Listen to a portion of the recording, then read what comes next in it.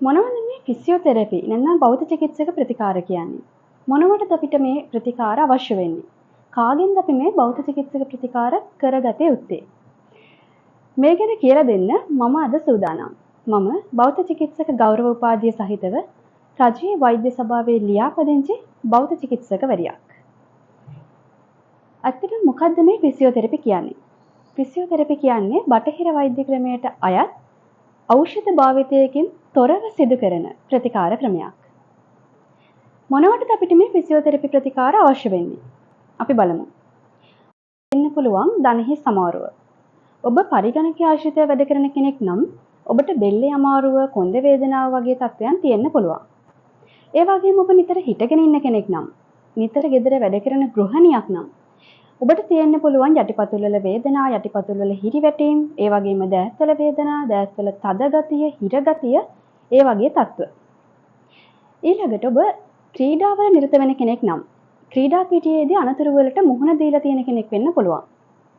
වගේ රෝගාබාධ වලට අමතරව ඔබ ගර්භණී මවක් නම් ඔබේ දරුවගේ නිරෝගීභාවය වර්ධනය කරන ප්‍රතිකාරත් භෞත චිකිත්සාව තුළ තියෙනවා.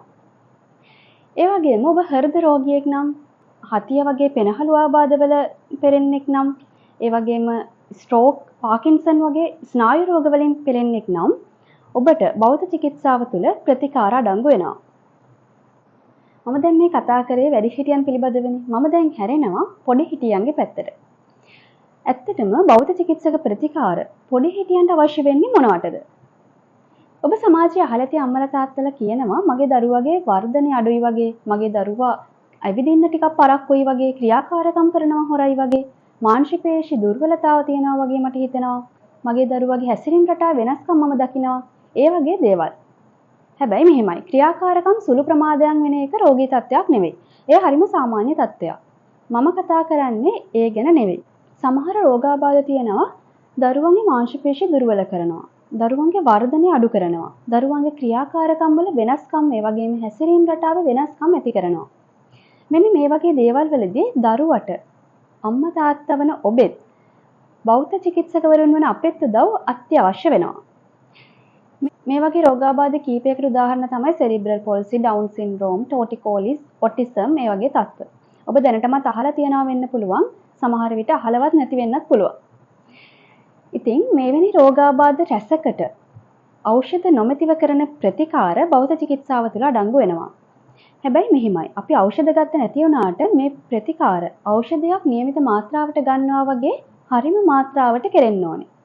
ඒ කියන්නේ සුදුසුකම්ලත් භෞත චිකිත්සකවරයෙකුගේ උපදෙස් ඇතුව හරිම ක්‍රමවේදයකට නැත්නම් හරිම මාත්‍රාවට මේ ප්‍රතිකාර කරගන්න ඕනේ. එහෙම කරොත් මේ බොහෝ රෝගාබාධ හරිම තත්ත්වයේදී මුලදීම අඳුනගත්තොත් භෞත චිකිත්සක ප්‍රතිකාර වලින් නිට්ටාවටම සුව කරන්න පුළුවන්.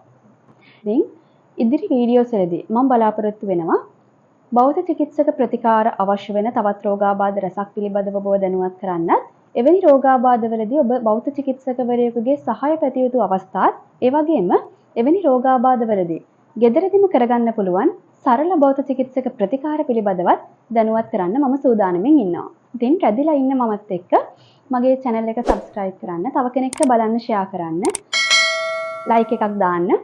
රෝගී පුද්ගලයෙකු නිරෝගී කරන්නත්, නිරෝගී පුද්ගලයෙකුගේ නිරෝගීභාවය වර්ධනය කරන්නත් මම සූදානම්.